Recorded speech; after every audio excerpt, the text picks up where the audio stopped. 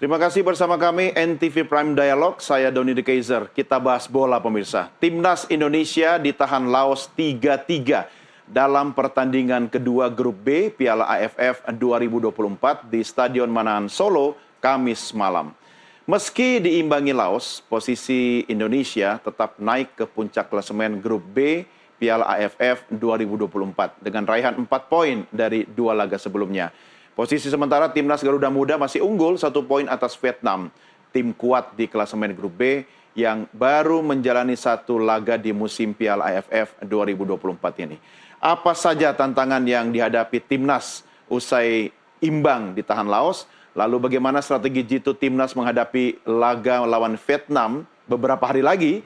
Saya sudah hadirkan narasumber di studio, analis sepak bola Anton Sanjoyo dan juga Duta Besar Republik Indonesia untuk Singapura yang seorang pecinta sepak bola, Suryo Pratomo. Bung Joy, apa kabar? Baik, Don. Terima kasih bersama kami. Kita sapa Mas Tommy dari Singapura. Mas Tommy, apa kabar? Baik, Don. Terima apa kabar, kasih. Selamat malam, Pak Dubes. Siap. Saya lihat wajah Excellency senyumnya beda setelah ditahan imbang Laos. Saya mau minta komentarnya dulu, Mas Tommy. Gimana soal kita laga Laos kemarin? Nah, saya kira yang menarik sebetulnya di Piala AFF ini ada 2 kekuatan yang tiba-tiba menjelma sebagai kekuatan yang membuat kejutan besar. Pertama adalah Kamboja, yang kedua adalah Laos. Kita tahu Kamboja di pertandingan pertama bisa menahan Malaysia 2-2. Dan Laos di luar dugaan bisa menahan Indonesia justru di kandang Indonesia 3-3. Apa yang ingin saya katakan, yang pertama adalah dalam sepak bola memang tidak bisa kita taken for granted seakan-akan kita pasti menang. Tidak ada yang pasti menang.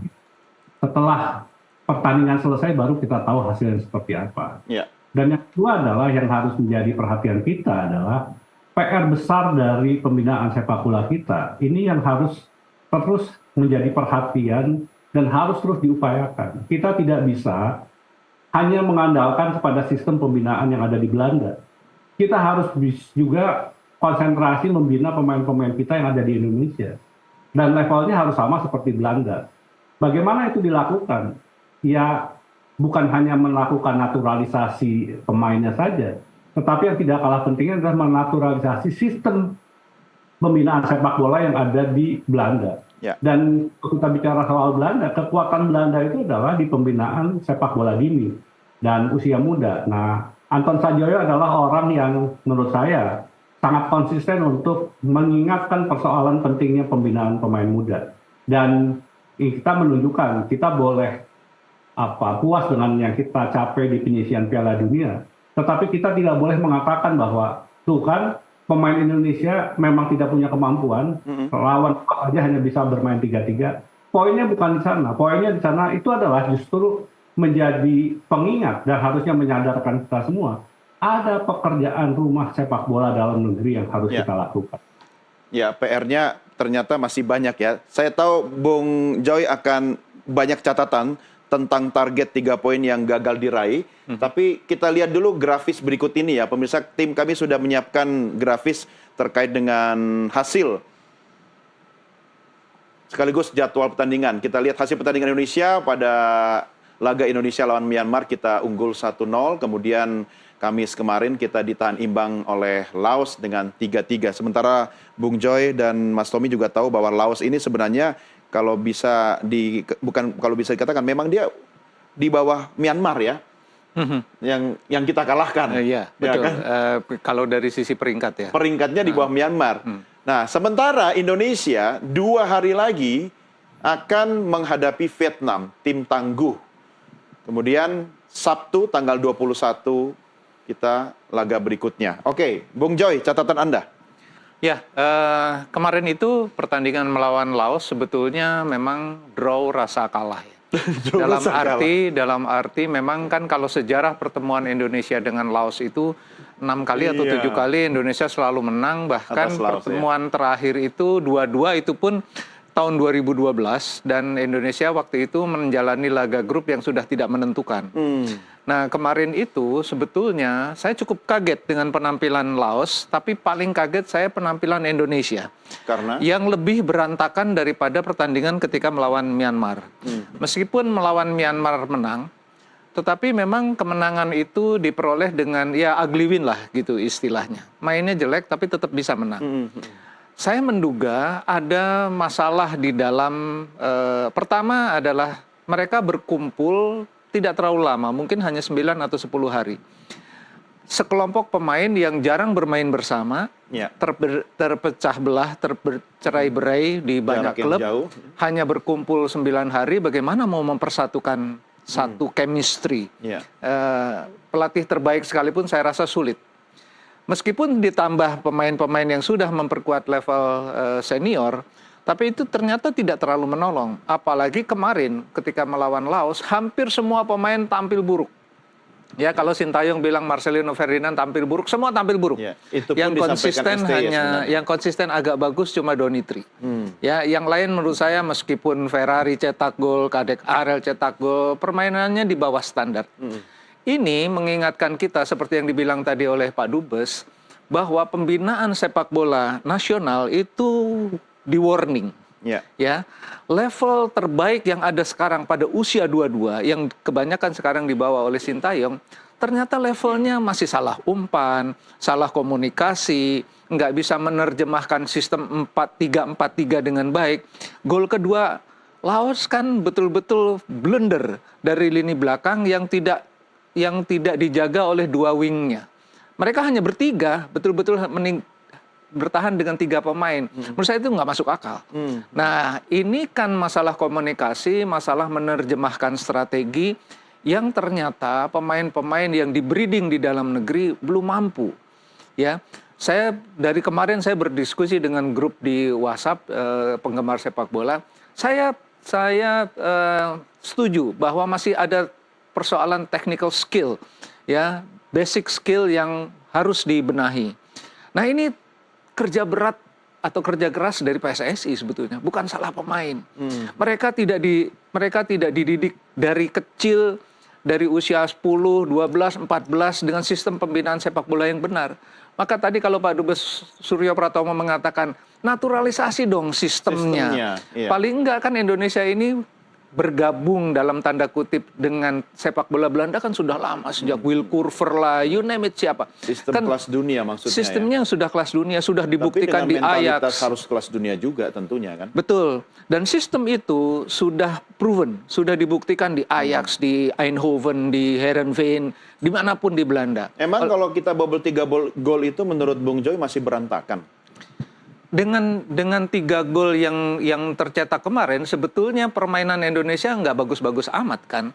1 set pieces, 2 set pieces ya, 1 permainan terbuka. Tapi menurut saya ini hasil yang memang tidak bisa kita anggap sebagai ya draw lah asal nggak kalah gitu. Karena lawannya menurut saya juga meskipun Laos seperti yang dibilang Pak Tommy tadi ada kemajuan, tapi level Indonesia harusnya di atas itu. Ya, itu nah, sebabnya, dan ini yang tidak kelihatan kemarin. Jadi persoalan basicnya menurut saya harus dikaji ulang. Dikaji ulang dari pembinaan usia muda, dari meningkatkan kualitas kompetisi. Coba Anda bayangkan bertahun-tahun Indonesia punya Liga 1 yang paling tinggi kan. Pernahkah kita berbicara di level Liga Champions Asia? Never. Belum pernah. Tidak pernah. Itu menunjukkan level kualitas kompetisi kita memang jauh di bawah. Gitu loh. Ini bukan salah pemain, ini salah PSSI. Gitu loh. Nah, sekarang kan euforianya adalah wah Indonesia bisa masuk ke putaran ketiga, bisa mengalahkan Arab Saudi dengan sejumlah begitu banyak pemain naturalisasi. Apa itu yang kita harapkan? Ya. Kan enggak. Di tengah gitu. Euforia, tetapi saya menangkap kritik Anda cukup keras juga, Bung Joy. Sementara PSSI kan merasa sudah berbuat yang maksimal. Cuma yang menarik tadi Mas Tommy, yang Anda ulang juga soal naturalisasi sistemnya. Mas Tommy, konkretnya apa yang bisa dilakukan oleh perserikatan kalau kita menaturalisasi sistem? Apakah serta-merta itu plek keteplek langsung bisa cocok di sini? Atau mungkin ada adjustment atau ada masa penyesuaian? Atau apa yang bisa Anda sampaikan? Ya tentunya penyesuaian perlu. Tetapi Sekali lagi sistem pembinaan itu memang harus berjenjang. Dimulai dengan usia dini, bagaimana memahami teknik sepak bola yang benar. Tetapi teknik sepak bola di dalam sekolah sepak bola itu harus ditopang oleh fasilitas yang memadai. Iya. Apa tadi dikatakan memang PR-nya itu kan ada PR pemerintah, ada PR PSSI, ada PR dari klub, ada PR dari sekolah sepak bola, ada PR dari pelatih. Nah ini yang harus kita benahi semua secara serentak. Jadi tidak bisa kita hanya berbicara yang tadi saya katakan organisasi itu, ekosistemnya yang sekali lagi pekerjaan rumah kita itu kita belum mempunyai ekosistem sepak bola yang baik. Dan itu hasilnya adalah ya seperti kita lihat di Piala AFF. Dan sekali lagi level yang dimainkan di Asia Tenggara ini, kalau sebetulnya kita sudah masuk di level babak ketiga dan bisa mengalahkan Arab Saudi, selalu mengatakan bahwa kita sudah levelnya bukan Asia Tenggara lagi. Tetapi fakta menunjukkan hasil imbang melawan Laos itu, ya level kita masih di sini. Yang tadi dikatakan oleh Joy adalah PR ini adalah PR yang harus kita selesaikan. Sekali lagi semua harus berbenah, dan ekosistem itu selama ini memang tidak pernah kita tangani secara benar. Berapa sih jumlah lapangan sepak bola yang tersedia di Jakarta? Bandingkan dengan Singapura, negara yang sangat kecil, kota Singapura, berapa lapangan sepak bolanya? Bagaimana sistem pembinaannya? Bagaimana sekolah-sekolah sepak bola? Singapura itu punya kompetisi antar sekolah sepak bola, SSB, yang levelnya Asia Tenggara. Dan tim Indonesia itu selalu datang tampil di sini. Lapangannya tidak perlu lapangan besar seperti yang biasa dipakai oleh pemain-pemain senior. Tetapi yang lebih ingin ditampilkan adalah bagaimana sebetulnya semangat kompetisi, teknik dasar, bermain dalam satu tim. Ini yang kemudian kita tidak pernah miliki. Ini yang harus kita perbanyak. Dan kita punya pemain-pemain yang cinta dan senang sepak bola, jumlahnya banyak. Tetapi sekali lagi ekosistemnya, pembinaan usia dini, pelatih yang bisa menangani pemain-pemain usia dini, kepedulian dari klub-klub untuk mempunyai sekolah-sekolah sepak bola. Sekarang kan Barca sampai sekolah sepak bola Barca sekarang mendunia. Termasuk di Jakarta ada. AC Milan juga ada sekolahnya. Artinya membangun industri itu harus lengkap seluruhnya, termasuk ekosistemnya, dan itu dimulai dari pembinaan dasar. Jadi kalau kita sekarang 3-3 lawan Laos, sekali lagi persoalan terbesar adalah kita tidak pernah membenahi ekosistem, dan bahkan sekarang kita merasa sudah hebat, sudah levelnya sudah level dunia, sudah level Asia, tetapi sekali lagi pembinaan dasar sebetulnya belum kita lakukan. Iya, Mas Tommy, yang Anda katakan itu kan sangat fundamental sebenarnya kan. Tapi ada juga yang perlu saya tanyakan kepada Anda, kalau kita bisa naturalisasi sistem atau transfer of system, tapi kan tidak serta-merta soal mentality, ya kan? Itu bisa juga otomatis kita bisa tiru begitu. Apa yang bisa Anda sampaikan ketika mungkin dari sisi kebijakan, infrastruktur, ekosistem sudah support, tapi soal mentalitas pemain yang bermain di Eropa misalnya sama di kita tidak bisa langsung kita transfer seperti dengan mudah. Itu proses, Don. Jadi memang sekali lagi membina sepak bola itu tidak seperti membalikan tangan. Sekarang misalnya Jerman yang begitu prestasinya begitu stabil dalam 3 Piala Dunia terakhir, itu kan mereka terpuruk. Ini kan menjadi pertanyaan mereka, what went wrong sebetulnya dengan pembinaan sepak bola. Jadi bayangkan negara yang punya ekosistem begitu baik, ternyata sekarang penampilan di level dunianya juga sedang menurun. Spanyol pernah mengalami itu setelah ditinggalkan oleh Xavi, Iniesta dan kawan-kawan. Dan butuh berapa lama untuk muncul lagi Yamal sekarang misalnya. Kayak lagi kita tidak bisa mengatakan udah dilakukan hasilnya, ya memang harus sabar. Membina sepak bola itu harus sabar, dan membina pemain sepak bola dari usia dini itu memang butuh waktu. Tetapi sepanjang sistem itu diterapkan secara benar, ekosistemnya secara baik, pasti akan dihasilkan. Sekali lagi, Spanyol telah melahirkan Yamal karena mempunyai sistem yang benar. Pernah mereka ada fase kemudian paceklik? Ada. Semua negara akan mengalami. Brasil sekarang mengalami paceklik. Setelah 2002 tidak pernah mereka menjadi juara lagi. Tetapi kan tidak berarti kemudian kita harus meninggalkan. Kita justru harus semakin tekun untuk bagaimana menangani sepak bola. Tadi dikatakan oleh Joy misalnya, Will Purper datang, itu menemukan pemain-pemain Indonesia dari tingkat bawah dan kemudian dia latih bahkan bagaimana cara menendang, cara lari. Memang seperti itulah kita butuh pelatih-pelatih yang sangat telaten dan pelatih-pelatih itu sekali lagi Belanda punya sistemnya. Kita pelajari sistemnya, tapi betul Doni tadi sampaikan, tidak otomatis jadi. Nah, untuk bisa menjadi seperti itu memang harus pakai follow through-nya yang penting juga kita lakukan. Oke, saya kembali ke Bung Joy. Tadi Anda katakan sebenarnya imbang rasa kalah. Artinya patut kita akui ada sesuatu yang bisa kita pelajari dari Laos. Yang sebelumnya Anda katakan Laos dulu nggak begini gitu kan. Dia beda sekarang. Apa catatan utama yang bisa timnas kita pelajari dari Laos? Kemarin itu pemain-pemain Indonesia kaget ya. Laos bertahan dengan sangat bagus. Mereka berani melakukan intercept di lini tengah. Mereka berani melakukan serangan cepat dengan hanya 2 atau 3 pemain dari lini tengah. Dan itu tidak siap diantisipasi oleh barisan bek Indonesia yang jumlahnya kan Sintayong selalu pasang 3-4-3. Kalau lawannya agak kuat dia pakai 5-4-3-1, 5-4-2-1. Gitu ya. 5 di belakang itu sebetulnya dengan formasi 3 center back. Lalu 2 pemain sayap itu naik turun sebagai gelandang, sebagai back juga kalau lawannya kuat. Tapi kemarin di Laos dipikir lawan yang bisa diserang habis-habisan. Memang bisa menyerang habis. Saya juga akui itu, Bung. Pemain belakang kita tidak berbuat maksimal. Ya, pemain sayapnya nggak ada yang turun ketika kehilangan bola. Saya lihat betul di gol kedua itu 3 lawan 3. Sementara yang 2 pemain Laos ada di posisi sayap. Sementara 3 center back Indonesia berada persis di depan gawang. Ya terbuka lebar di sisi kanan kan. Nah ini yang saya kira dari pengalaman melawan Laos itu tidak bisa taken for granted 3-4-3 harus diterapkan.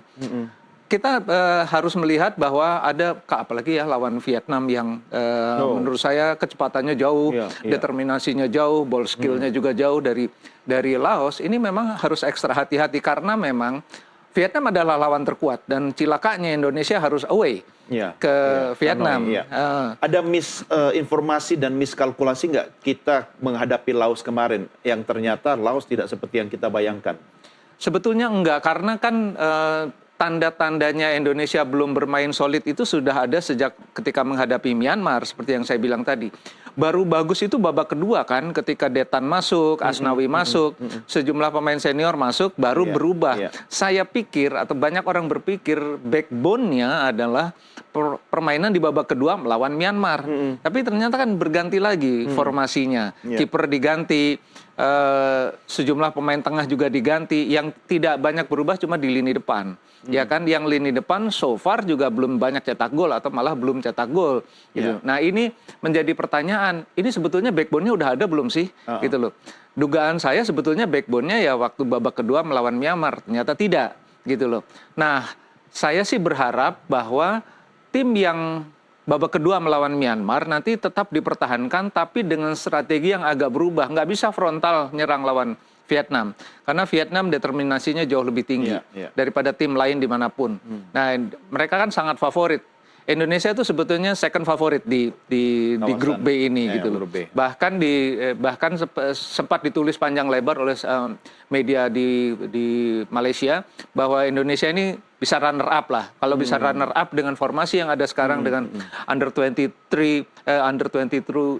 plus beberapa pemain senior, nanti akan ketemu Thailand di babak knockout. Nah, ini yang sudah diperhitungkan dan itu masuk akal. Ya kan, karena formasi U22 sekarang inilah yang paling bagus dari U22 ya, bukan dari kalau kita bicara senior beda lagi. Tapi U22 sekarang ini yang terbaik. Problemnya adalah yang terbaik itulah yang sekarang kita punya dengan masih banyak salah passing, masih banyak salah komunikasi. Ya, cuma kan tetap harus dikasih laga. Kalau Betul. enggak juga kapan mereka siap dan mateng kan. Ini persoalannya seperti yang Pak Tommy tadi bilang, membangun sistem itu tidak Ujuk-ujuk, saatnya, tidak ujuk-ujuk, ya kan? Butuh kompetisi. Kenapa pemain-pemain Belanda itu tiba-tiba umur 17, 18, 19 sudah sangat matang? Mereka berkompetisi sejak umur 10 tahun. Pemain Indonesia kan nggak berkompetisi. Kita mungkin terlambat memulainya ya. Tapi kan bukan berarti tidak ada kata terlambat untuk menjalankan sistem tadi. Mas Tommy, yang menarik adalah bukan cuma soal bagaimana sistem itu kita jalankan dengan komitmen penuh dan konsisten. Pendukung, penonton timnas ini juga harus diedukasi tentang perlunya waktu, ya. Dan mereka juga harus memberikan dukungan. Ini kan soal membangun mentalitas pemain dan juga supporter. Catatan Anda, Mas Tommy? Ya, setuju sekali Doni. Saya kira kayak lagi PR kita yang tadi saya katakan ekosistem itu kan termasuk penonton. Dan penonton itu memang harus diberitahu bahwa ini adalah proses yang akan kita tempuh dan ujungnya nanti kemana gitu. Itu yang perlu dilakukan. Dan sekali lagi yang tidak kalah pentingnya adalah sepak bola itu tidak hanya urusan skill. Sepak bola itu urusan kecerdasan, kecepatan untuk mengambil keputusan di momen yang sangat pendek. Dan saya tadi dikatakan Laos itu harusnya sudah mudah dikalahkan. Sekali lagi tidak bisa kita take for granted seperti itu. Dan kita tidak bisa mengatakan bahwa semua negara itu tidak berupaya untuk memperbaiki dirinya. Dan saya kira yang dilakukan Kamboja dan Laos menurut saya harus memberikan kesadaran bahwa bisa kok kalau ada serius membenahi sepak bola, muncul tim Laos tiba-tiba mempunyai sepak bola yang begitu mengejutkan. Bayangkan mereka bisa membobol pertama gawang Indonesia, bukan Indonesia mencetak lebih dulu. Kita Laos, duluan kebobolan ya. Bagaimana itu proses terjadinya gol pertama itu? Begitu lemahnya pertahanan center back kita. Ini kan persoalan kecerdasan. Bagaimana tidak bisa melihat pergerakan pemain Laos sehingga kemudian through pass itu dia bisa bebas langsung ketemu dengan kiper. Yang kedua, gol kedua, ya kan, dipatahkan serangan Indonesia. Begitu cepat bola berpindah hanya dengan 2 sentuhan. Gol kedua untuk Laos. Ini menunjukkan ada persoalan kecerdasan. Nah, sekali lagi, pembinaan usia dini itu bukan hanya sekedar membina persoalan teknik semata, tetapi membangun kecerdasan. Dan dulu saya sering dengar pemain-pemain itu zaman Miles Wolper, itu ketika mereka latihan itu tidak hanya di lapangan. Kadang-kadang situasional, bagaimana menghadapi persoalan, itu dibicarakan di kelas, di dalam ruang. Ini kalau ada kondisi seperti ini, apa yang harus dilakukan? Jadi, diajak untuk berpikir, bukan dengan bertindak melakukan bagaimana mengoper bola, bagaimana memotong, tetapi cara berpikir, apa yang harus dilakukan? Ada logikanya juga ya. Iya. Oke, baik. Menarik sekali. Mas Tommy dan Bung Joy, kita rehat sejenak. Kita lanjutkan diskusi kita di segmen berikutnya. Karena sesaat lagi kita masuk waktu azan maghrib untuk Jakarta dan sekitarnya. Pemirsa, jangan kemana-mana. NTV Prime Dialog akan kembali sesaat lagi.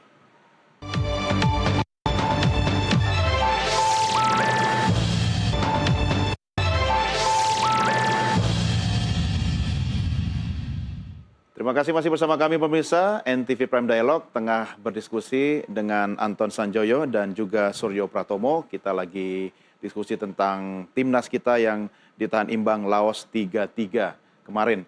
Saya kembali ke Mas Tommy.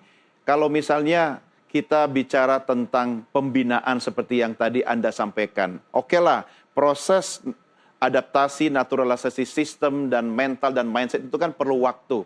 Kalau kita asumsikan bahwa AFF ini sebagai bagian dari sistem untuk memberikan jam terbang kepada mereka, artinya kita nggak usah marah-marah dong, jangan baper kalau kita tidak mendapatkan timnas dengan hasil yang kita inginkan. Komentar Bung Tommy. Tahun 2021 ketika dalam kondisi COVID ada AFF, kebetulan diselenggarakan di Singapura, saya menyiapkan semua kebutuhan untuk tim nasional di Singapura. Dan ketika itu pemainnya yang sama, ada Arhan, ada siapa, ada eh, eh, Ricky Ridho segala macam. Menurut saya kita punya modal yang sangat yang cukup baik gitu. Dan ketika itu saya sampaikan ini harus dirawat. Yang tadi dikatakan oleh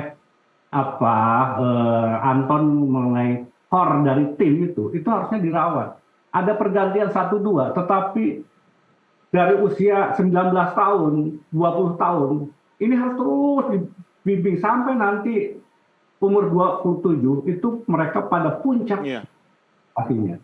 Tidak tiap kali diganti pemain lagi, pemain baru lagi. Ini yang membuat kemudian kita selalu berpikir sepotong-sepotong. Apalagi ada keinginan yang namanya pemimpin itu salah satu dianggap sebagai sukses kalau dia bisa menjadi juara. Ya. Yang kadang-kadang kemudian orang mau jalan pintas untuk menjadi juara, menjanjikan juara.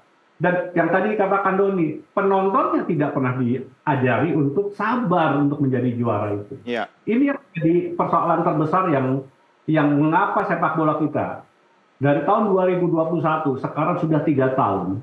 Dan ingat kita belum pernah kita memenangi Piala AFF. Ya. Kalau dari Singapura, Mas Tommy, apa sih yang bisa kita curi? Meski memang beda ya kalau kita lihat ya antara Indonesia dengan Singapura, tapi kalau mereka sudah memiliki sistem yang cukup baik, yang sudah paten dan sudah stabil, apa poin penting yang mungkin bisa kita tiru? Singapura, betulnya kelemahan Singapura mereka terbatas SDM-nya. Jadi fasilitasnya bagus ya kan, pelatihnya bahkan dari Jepang. Tetapi SDM mereka itu terbatas. Jumlah penduduk mereka makin lama makin menurun. Anak-anak juga kemudian semakin menurun. Keinginan untuk menjadi eksekutif segala macam. Susah untuk menemukan Fandi Ahmad yang baru sekarang di Singapura. Kita mempunyai sumber daya manusia begitu banyak. Tetapi kita tidak punya sistem.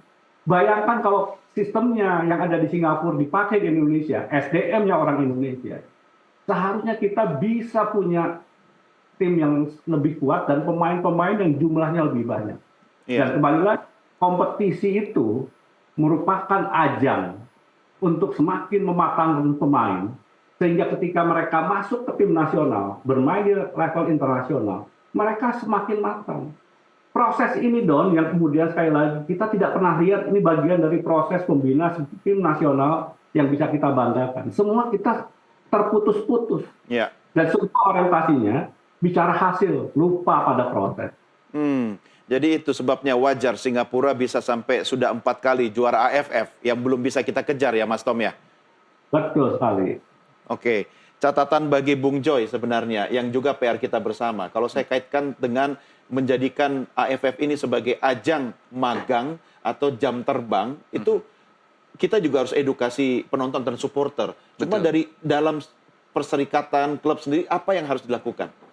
Ya, sebetulnya AFF ini, sekarang saya bersepakat ya, bahwa ajang AFF ini sama dengan SEA Games sebetulnya. Karena organisasi SEA Games sendiri kan sudah menentukan bahwa cabang sepak bola diikuti oleh yang under 23 gitu loh. Hanya AFF yang mengatakan bahwa ini adalah masih ajang senior.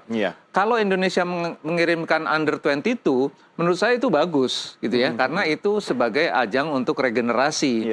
Cuma itu persoalannya, yang kita punya sekarang, yang terbaik di kelompok 22 tahun, ya inilah yang kita punya dengan level yang menurut saya masih harus jauh didongkrak gitu loh, untuk bisa bersaing dengan Australia, bisa bersaing dengan Jepang, bisa bersaing dengan Korea Selatan gitu. Jauh sekali harus didongkrak. Dari mana? Nggak bisa tiba-tiba kita berasumsi bahwa sekarang sudah di level elit Asia karena masuk putaran ketiga Piala Dunia. Terus pekerjaan ini, ternyata Indonesia sukses ya. Kan saya nggak habis pikir misalnya nanti Indonesia lolos lah, katakanlah ke putaran 4 ya, Piala Dunia, atau bisa langsung lolos ke Piala Dunia. Lalu orang-orang FIFA datang, Indonesia hebat ya, sudah bikin apa di dalam negeri? Ternyata nggak bikin apa-apa, gitu loh. Ya nggak ada pembinaan usia muda. Iya, itu seperti kata Mas Tommy katakan tadi ya. Jadi iya gitu loh. kata ujuk-ujuk itu kayaknya di situ masuknya gitu. Ujuk-ujuk Indonesia bisa masuk Piala Dunia, ya mudah-mudahan bisa masuk lah ya. Tapi kan kemudian emang Indonesia udah bener gitu kerjanya, PSSI udah bener gitu kerjanya, kan belum gitu loh, masih jauh dari bener. Kalau cuma naturalisasi aja ya nggak usah jadi federasi gitu loh. Dia harus bekerja sampai ke akar rumput, sampai ke pembinaan usia muda. Pekerjaannya di situ. Iya, tahan dulu Bung Joy. Saya harus berpisah dengan Mas Tommy sesaat lagi. Tapi sebelum Mas Tommy melanjutkan tugas-tugas aslinya sebagai duta besar kita di Republik Singapura, kita akan menghadapi Vietnam ini, Mas Tommy, hari Minggu. Hari Minggu itu cuma 2 hari lagi. Pemain kita istirahatnya masih kurang, bahkan lebih lama di atas pesawat ya kan daripada istirahat. Catatan Anda tentang Vietnam dan apa yang harus disampaikan kepada supporter dan penonton kita di tanah air bahwa nikmatilah ini bagian dari proses pembinaan, Bung Tommy.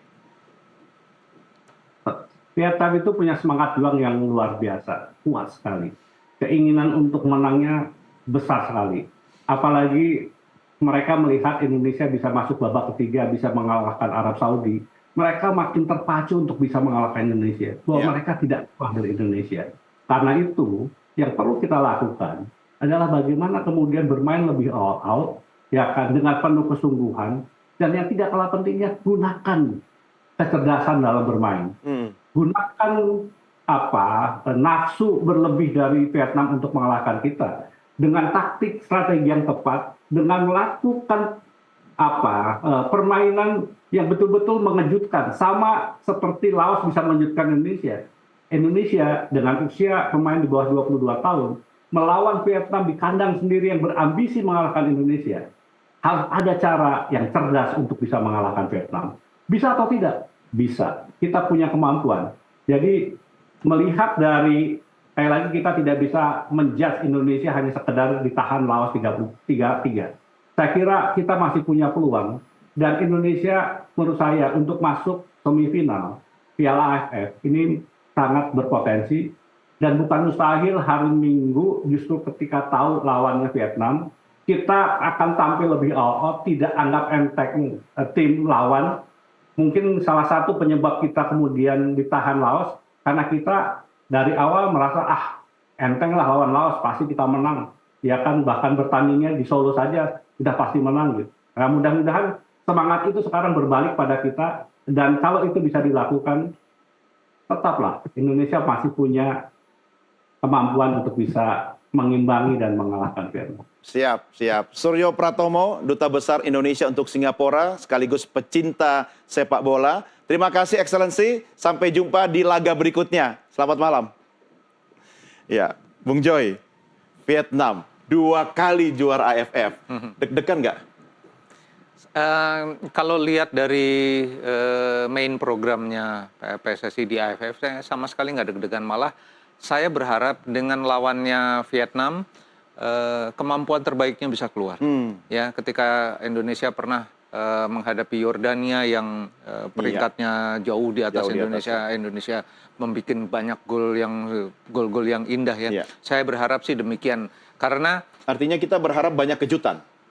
Bukan kejutan, karena sebetulnya ketika melawan Myanmar pun, kan Myanmar menurunkan tim yang sebagian besar senior, gitu loh. Dan Indonesia bisa mengimbangi, meskipun mainnya masih berantakan, menang juga kok, gitu loh. Ya kan, bahkan babak kedua dominasi Indonesia banyak, meskipun shot on targetnya juga nggak banyak, tapi dominasinya tetap dipegang Indonesia. Artinya main di kandang Myanmar, gitu loh, dengan potensi pemain yang ada, asal jangan berantakan kayak kemarin ya, kayak melawan Laos. Menurut saya melawan Vietnam punya potensi untuk paling tidak bisa menahan imbang Vietnam. Yang saya tahu, saya pernah berada di Hanoi, pernah berada di Ho Chi Minh melihat mereka bertanding waktu itu AFF juga Piala Tiger.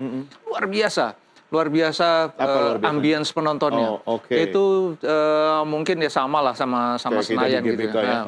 Dan mereka kan Vietnam adalah bangsa yang sudah puluhan tahun ya berusaha berjuang lepas dari penjajahan dalam tanda kutip juga kan. Dan mereka bangsa yang sangat militan. Dan itu kelihatan betul, meskipun kadang-kadang di lapangan atau bukan kadang-kadang malah sering kelihatan di lapangan itu mereka tricky.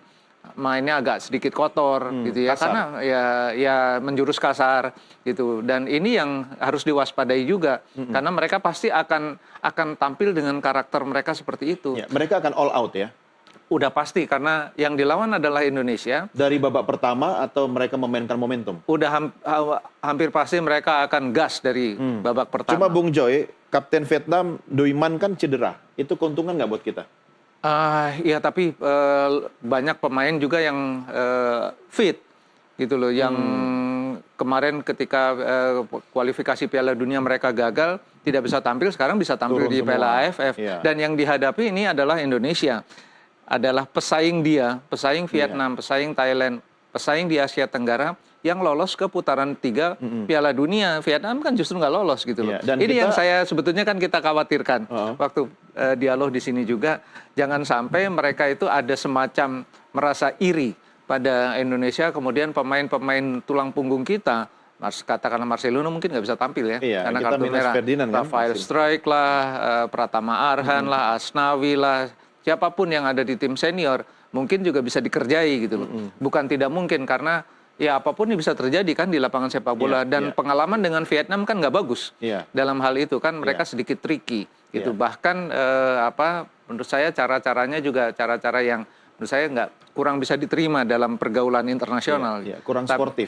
Ya kira-kira begitu. boleh mengatakan begitu ya. Tapi kan mereka masih ada di koridor sepak bola. Ini Iya, kan dijaga oleh aturan FIFA, dijaga oleh rule Dia of the game. bermain tricky tapi dia tahu garisnya ya. Betul. Nah, persoalannya adalah apakah Indonesia bisa keluar dari dalam tanda kutip trauma kemarin ketika melawan Laos, mainnya berantakan banget. Sekarang lebih rapi lah.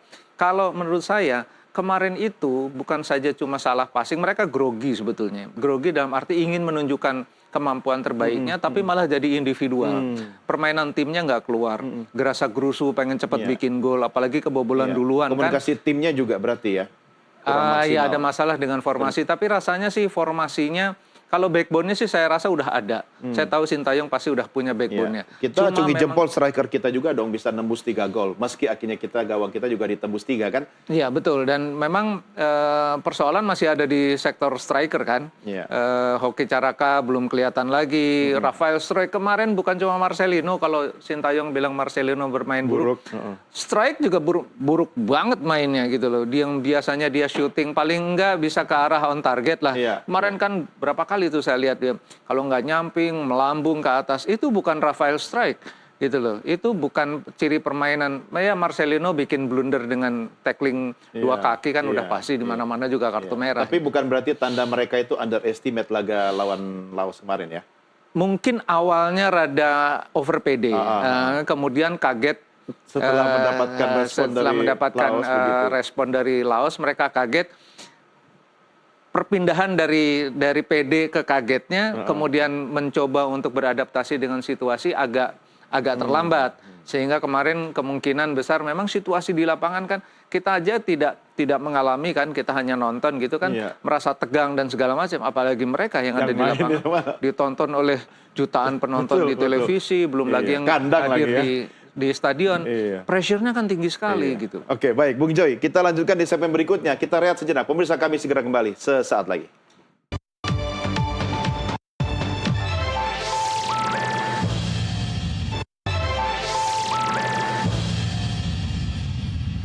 Kita lanjutkan diskusi kita sambil melihat tayangan grafis berikut ini, pemirsa. Ini klasemen grup B Piala AFF 2024. Indonesia memang masih di puncak klasemen dengan 2 main 1 menang, seri 1 kalah 0 dan poinnya 4. Di bawah kita ada Vietnam yang akan kita hadapi hari Minggu lusa. Vietnam memang baru 1 kali main. Ya, lalu ada Vietnam, Myanmar dan juga Laos. Hari kemarin teman-teman suka bercanda Bung Joy, Laos, lengkuas ya kan. Jahe gitu kan. Jangan-jangan gara-gara itu mereka punya jamu gitu kan. Nah, apa arti penting kita menghadapi Vietnam? Khususnya kalau kita bicara dari aspek pembinaan dulu deh. Saya tidak akan menuntut atau kita harusnya jangan memaksakan mereka untuk meraih misalnya skor yang paling bagus gitu kan. Nah, catatan Anda terhadap arti penting Vietnam itu seperti apa? Vietnam ini adalah tim yang sudah matang. Mereka diperkuat 80% atau 90% pemain senior. Berarti ini kesempatan terbaik bagi tim U22 Indonesia yang belum pernah mengecap level internasional sebanyak Asnawi, sebanyak Marcelino. Ini pengalaman berharga mereka melawan Bukan ajang pembuktian kan? bukan ajang pembuktian, tapi ajang menurut saya tetap ajang belajar. Bahkan kemarin pemain seperti Rafael Struijk, Asnawi, Pratama Arhan, siapapun yang ada di tim senior yang ada di tim AFF sekarang, ini juga sebetulnya ajang untuk membuktikan bahwa mereka layak sebetulnya ada di tim senior. Sementara yang tim yang backbone-nya U22, ini pelajaran berharga banget menghadapi Vietnam, di kandang Vietnam yang terkenal sangat militan, supporternya, menghadapi pressure dari lawan yang begitu tinggi, ini akan menjadi bekal bagi Kadek Arel, Ferrari dan kawan-kawan, bahkan Donitri, untuk pengalaman mereka ketika nanti mereka sudah menjadi benar-benar pemain yang senior. Sekarang mereka harus melalui ajang ini sebenarnya. Betul. Sekarang kan mereka ini baru istilahnya dikatrol ke level senior, padahal mereka belum senior, tapi diberi kesempatan untuk bertanding melawan Myanmar senior, melawan Vietnam senior. Ini kesempatan berharga banget. Kalau saya sih menduga Indonesia lolos ke babak knockout. Entah ketemu siapa nanti, Singapura, Malaysia atau Thailand, dengan bekal menghadapi Vietnam nanti dan bekal kemenangan melawan Myanmar kemarin dan lupakan pertandingan melawan Laos, saya yakin sih sampai semifinal bisa. Dengan waktu 2 hari, mampukah mentalitas itu kemudian dibangkitkan kembali dan melupakan draw rasa kalah yang Anda katakan dengan Laos ini tadi? persoalannya menghadapi Vietnam karena dia baru bertanding sekali. Artinya dan mereka sekarang tanding di kandang. Mereka masih full energi. Indonesia sudah kalah, bukan kalah, sudah draw rasa kalah di Solo, harus terbang ke Vietnam. Sangat capek secara fisik, secara mental, harus menghadapi Vietnam yang jauh lebih fresh dengan pemain-pemain yang levelnya udah senior. Nah ini memang tantangan besar. Katakanlah kita Indonesia tidak bisa bersuara keras dengan pemain-pemain senior, itu kebanggaan juga sebenarnya. Betul, dan kalau mereka bisa, saya yakin sih secara individu ya. Secara individu, Hoki Caraka, Donitri, Robi Darwis, sebetulnya secara individu oke gitu loh. Cuma ketika bermain sebagai tim, faktor individunya nggak kelihatan, timnya juga nggak kelihatan. Mereka lebih mau tampil perfect gitu ya, malah jadi banyak salah passing dan apakah kualitasnya memang segitu-segitu aja? Ya memang segitu, tapi itu udah kualitas yang terbaik yang ada pada level U22. Saya selalu ingatkan ini kan masih level U22, mereka belum banyak mendapatkan kesempatan. Kalau nanti kesempatan lawan, katakanlah bisa ke babak knockout, ketemu Thailand atau ketemu siapapun, pengalaman mereka tambah banyak. Nanti tahun depan atau pada event berikutnya mereka akan tambah matang. Jenner sama Hafner nggak bakalan gabung ya? Ya ini kan ajang bukan di bawah bendera FIFA, bukan under FIFA sanction. Jadi memang tidak ada kewajiban bagi klub untuk melepas pemain. Ini kan juga jadi persoalan. Meskipun sudah menjadi FIFA Match Day, tapi belum resmi menjadi pertandingan FIFA sehingga tidak ada kewajiban bagi klub untuk melepas pemain. Kecuali memang di kelompok senior. Kalau kelompok senior kan memang wajib klub melepas ya, kalau enggak klubnya kan kena sanksi FIFA. Kalau ini kan nggak ada. Lalu belajar dari pengalaman sama Laos kemarin, line up ideal kita untuk menghadapi Vietnam lusa seperti apa? Kalau pakai 3-4-3 bunuh diri. Kalau menurut saya, karena 3-4-3 itu formasi yang butuh intelijensia sangat tinggi. Yang kedua determinasi untuk bertahan dan menyerang, transisinya harus cepat banget. 2 pemain sayap yang diplot di gelandang itu harus turun naik, lari 70 meter naik turun. Nah, itu kemarin melawan Laos saja nggak bisa. Kalau lawan Vietnam menurut saya Sintayong akan menurunkan 5 back dengan mungkin 3 gelandang dan 2 di depan. Nah ini yang paling mungkin menghadapi Vietnam. Kemungkinan besar akan lebih banyak bertahan karena saya yakin Vietnam pasti akan gas dari awal. Tapi kalau Indonesia bisa bertahan dengan bagus, dengan butuh disiplin saja sebetulnya. Kemarin kan selain komunikasi kan nggak disiplin, terutama pemain yang ada di sayap. Nah ini kalau mereka bermain disiplin, tidak kebobolan di babak pertama, peluang mencuri poin ada. Bahkan besar menurut saya. Berapa skor? Dugaan saya 1-1. Jangan tarik nafas gitu dong. Karena yang dihadapi adalah Vietnam yang menurut saya mereka Iya. paling berambisi pada tahun ini untuk merebut Piala AFF, untuk membuktikan bahwa mereka lebih hebat dari Indonesia yang masuk ke putaran 3 kualifikasi Piala Dunia. 1-1 kan? 1-1. Artinya sama mirip dengan Laos kemarin, tapi kalau 1-1 ini adalah draw rasa menang. Iya. Oke ya? Ya, Oke kira-kira Bung Joy, gitu. terima Kalau kasih. bisa 1-0 Indonesia menang, apalagi ya kan? Why Pasti not? lolos. Kita tunggu sama-sama hari Minggu tanggal 15 Desember Indonesia laga Vietnam. Semangat timnas kita, Garuda Muda. Pemirsa, inilah akhir jumpa kita dalam NTV Prime paruh pertama. Jangan kemana-mana, kami masih segera kembali dengan beragam berita dan tentunya juga dialog lainnya. Tetap bersama kami.